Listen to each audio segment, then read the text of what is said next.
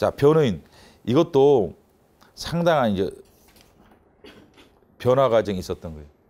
뭐 선생들도 잘 설명 못하고 개판으로 설명한단 말이에요. 응?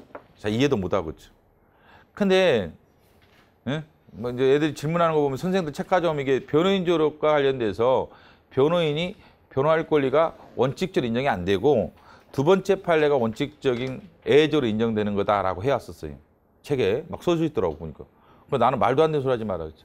첫 번째 판례는 오래된 판례다 보니까 개념이 없을 때 나온 거예요. 아주 개념 없을 때 나온 거지. 재판관들이 이해를 못했을 때 나온 거고 폐기될 것들인데 올해 2월달 판례를 통해서 이게 명확해진 거예요. 그러니까 교재가 다 잘못된 거예요. 수험생들이 잘못된 거죠. 근데 수험생 보고 깜짝 놀랐어. 뭐 가져왔더라고. 이게 뭐냐 그랬더니 변호인 조력이 변호인들이 피의자 피고인을 조력할 권리는 원칙적으로 인정이 안 되고 예외적으로만 인정된대. 그 주요 책이야. 주요 교재야. 노량지. 주요 수채는 보는 책이 그렇게 돼 있더라고. 나 깜짝 놀랐어. 뭐야 이게. 나는 강의 때 분명히 판례 1번이 잘못됐다고 했거든. 옛날 판례다 보니까 이런 게 나오긴 나왔으니까 용어대로 맞추는데 어쩔 수 없긴 한데 이게 참 문제가 있는 판례다. 예? 근데 최신 판례가 나왔어요. 그래서 이제 세 번째, 두 번째 판례로 답을 하면 되죠.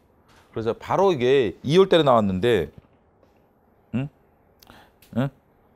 판례 2번이 원래 판례 2번이 최신 판례네. 판례 2번이.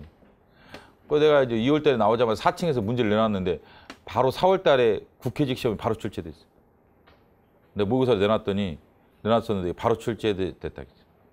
엄청 중요한 판례라는 거예요. 그냥 2월 달에 나왔는데 2월 달에 나오면 사실 공부가요. 한 4월 달에나 정식적으로 나와요. 근데 4월 달 시험이 나올 정도로 무슨 말이에요? 교수 입장에서 엄청나게 중요한 판례라는 거야. 그 말은 뭐예요? 올해 또 나온다는 거예요. 그렇죠? 어? 올해하고 내년 당분간 계속 나와. 이런 판례들은 당분간 계속 나오게 됐다는 거죠. 보통 그러지 않거든요. 토어를 한 6개월 정도 두고 나오는 게 일반적인데 이게 바로 나오는 것들이 있어요. 가끔 보면 판례들이. 시험에 엄청 중요한 판례. 낙태 같은 건 바로 나오겠지. 4월 달에 나왔지만 올해 8월 달 시험에 반드시 나올 거라고. 그렇죠. 낙태라든. 판례가 쏟아져 나오고 있어요. 중요한 판례들이.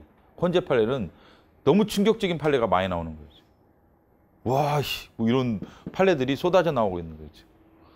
그렇기 때문에 낼 게 너무 많아. 내보면 낼 게 적어서가 아니라 그래서 이론을 안 내는 이유가 좋은 판례 너무 많기 때문에 헌법질 이제까지 논란이 됐던 것들이 판례를 통해서 결정되는 게 너무 많기 때문에 굳이 이론을 낼 필요가 없어. 이론보다도 훨씬 더 정교하고 좋은 판례들이 많다. 그렇죠? 그렇기 때문에 이게 있죠. 자꾸 판례를 중심으로 출제가 나올 수밖에 없다. 근데 좀 반응 속도가 빠르지. 행정법에 비하면. 행정법은 내가 보면 반응 속도가 느려, 출제자들이. 최신 판례 나와도 좀 토를 많이 둬요. 1년 두고 나오고, 뭐 6개월 두고 나오고, 뭐 이거 잘 안 나오는데, 최신 판례는. 헌법은 얄짤없다, 막. 2개월 전까지 나와버리니까. 2개월도 아니야. 2월 말일이라서 2월 28일이라 가지고 사실은 3월이랑 별 차이 없잖아. 2월 28일이면 3월이지, 사실은 뭐. 근데 4월 달 시험에서 바로 나올 정도로. 응? 근데 옛날에 보면 제일 늦게 나왔던 게 7월에 나왔던 게 8월에 나와버렸어요. 7월 판례인데 8월 국가직 체급이 나와버렸어. 나도 깜짝 놀랐어. 그럼 나도 준비를 안 해줬어요. 내가 미안한데 지금 생각해보니까. 그 이게 문제가 나도 지금 이제 오늘 나 쉬는 시간 갔더니 이제 직원들이 자꾸 이게 요청이 온다. 왜 최신 판례 강의 좀 해달라 빨리빨리 좀. 근데 그러면 이제 7월 20 며칠날 강의를 하기로 내가 이제 해놨어. 아까 친한테 2번 하겠다고 해놨는데 문제는 이렇게 하면 이제 7월 말 판례를 7월 말이 7월 한 29일이나 8일 30일에 나오는데 그게 8월 달에 나와버리니까 한 번. 그러니까 나도 자꾸 늦추는 이유가 혹시라도 이게 진짜 실제 한 번 딱 그랬다니까. 7월 말에 나왔는데 8월 달에 나와버린 거야. 출제가. 딱 그게 내가 기억이 딱 하나 남았어. 나중에 배웁니다. 나중에 하는데 나 그거 나면 깜짝 놀랐어. 내가 애들한테 미안하기도 하고 이게 뭐야 이게 바로 나오면 어떻게 했죠? 그게 바로바로 반영되는 경우가 있기 때문에 좀 조심해서 가야 돼. 헌재 판례는 조심해서 가야 돼. 내가 봐도 한개월은 좀 옛날에는 암묵적인 게 있었거든. 한 3개월 전 3개월 전 판례까지만 낸다 그런 게 있어요. 사시 같은 경우는 있었는데 7급은 오히려 그런 것도 없어져 버렸어. 기준이 없어버려. 사실은 내 기억에 12월 말에 나와서 2월 달에 나온 기출이 딱 한 번 있었거든. 개발지향구역 판례라고 해서 그게 딱 97년 12월에 나왔는데 98년 2월달 사시에 딱 바로 출제가 돼가지고 된 경험이 있긴 한데 잘 안 그러는데 이게 한두 달 사이다. 이것도 그렇죠. 실제로 한 달 반밖에 안 걸린 거예요. 중요한 판례라는 거예요. 그래서 이게 이제 피의자 피고인의 권리 아니냐라는 이제 쟁점이야. 변호인의 권리지 아니지 않느냐. 그렇지. 용어상은 누구든지 체포 구성할 때 변호인의 조력을 받을 권리죠. 12사항. 받을 권리야. 받는다. 받는다 알죠? 피의자 피고인이 조력을 받는 거니까 조력을 해주는 변호인 입장의 권리까지 보장이 되느냐 해서 91년 판례는 노 그랬다. 91년 판례는 노 아니다. 이게 피의자 피고인의 권리지 변호인의 접견할 권리 주체는 안 된다. 변호인이 접견할 권리, 접견권이라고 하죠. 접견교통권. 접견할 권리는 피의자 피고인의 권리지 변호인의 권리가 아니다라고 했어요. 근데 아래 봐보세요. 2019년 2월 판례는 이건 변호인도 아니야. 변호인이 되려는 자야. 지금 현재 변호인도 아니야. 지금 황랑기 예를 들면 지금 구치소인데 감금돼 있단 말이야. 구금돼 있어. 그럼 이제 변호인 선임을 해야 할 거 아니야. 그럼 만나봐야 할 거 아니야. 변호인을. 변호사 중에 변호인을 내가 선임을 해야 되는데 어떤 놈이 될지 내가 만나봐야 되니까 한번 와봐라. 그럼 변호인이 되려고 하는 자가 접견을 신청한 거야. 변호인도 아니야. 근데 거부했다면 검찰이. 그러자 헌법소원을 청구해서 인정받았어. 그럼 변호인 권리는 당연히 인정되는 거야. 아니 변호인이 되고자 하는 자도 지금 변호인이 아닌 사람도 접견권이 인정되는데 변호인이 인정이 안 되면 이상한 거지. 그래서 이번 판례를 보니까 가로치고 그냥 변호인 등이라 하겠다 이렇게 표현을 해요. 그래서 변호인의 접견교통권도 이제 인정되는 걸 봐야 돼. 실질적으로 첫 번째 판례가 폐기된 거예요. 판례 변경이라는 표현은 안 했지만 실질적으로 첫 번째 판례와 두 번째 판례가 모순되기 때문에 두 번째 판례도 실질적 의미상은 변화됐다고 봐야 돼. 이제는 그냥 인정된다로 끝났어요. 이제까지 이렇게 찜찜했던 거야. 왜? 정확한 이 단어가 왜? 아래 판례는 뭐라고 했냐면 2003년 판례는 우측에 가시면 이렇게만 표현할 거라. 피구속자를 조력한 변호인의 권리라고 했답니다. 접견교통권이라는 표현을 안 쓰고 피의자 피고인을 조력할 권리라고 했답니다. 이 접견의 문제가 아니었어. 또 이 사건이 정보공개 청구였어요. 제일 밑에 판례는 변호인이 경찰서장에게 수사기록에 대해서 정보를 공개해달라고 청구한 거야.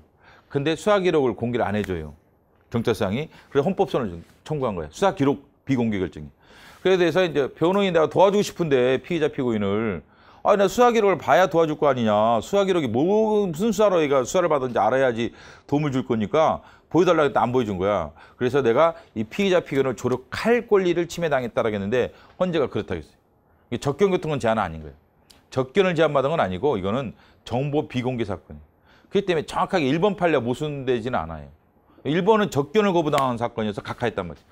접견을 거부한 사건에서 이게 피의자 피고인의 권리지 변호인 니의 권리가 아니다. 네가 청구한 건 자기 관련성이 없다. 각하했어요. 첫 번째 판례가. 근데 세 번째 판례는 접견의 문제가 아니라 이게 정확하게 정보 비공개 결정이란 말이죠. 접견을 제한받은 게 아니었어.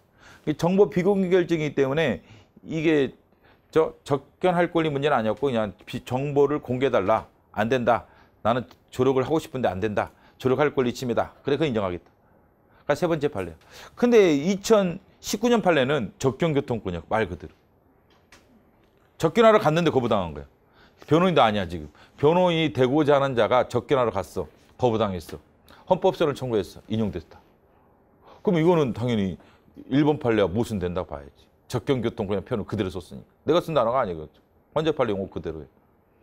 그 때문에 이제는 변호인도 또는 변호인이 되고자 하는 자도 피의자와 피고인과 접견할 권리는 12조 사항에서 도출된다. 해석론적으로. 이게 동전의 앞뒷면인 거야.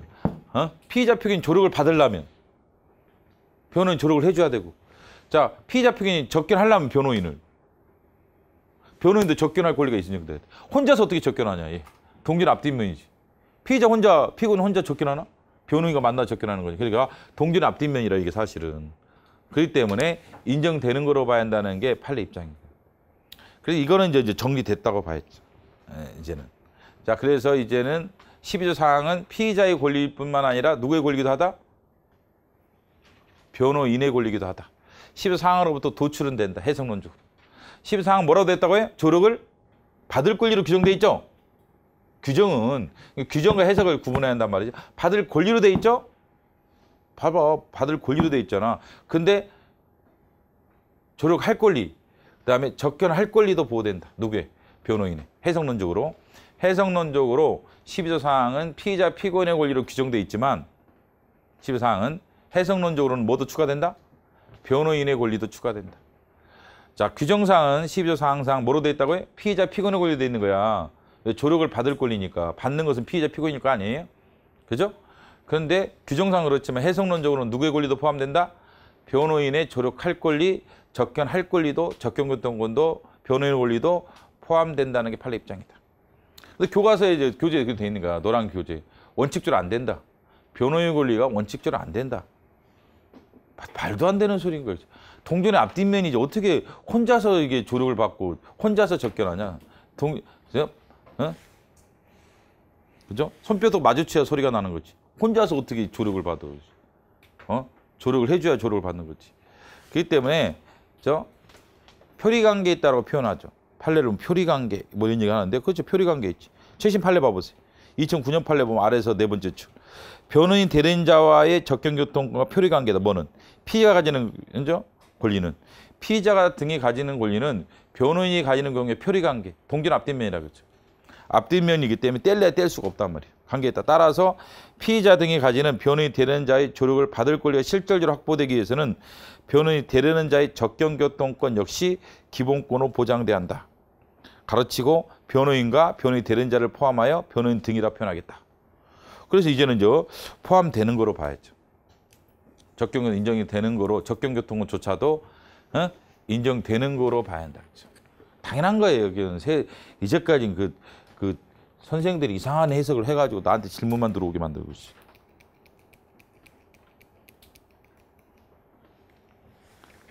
응?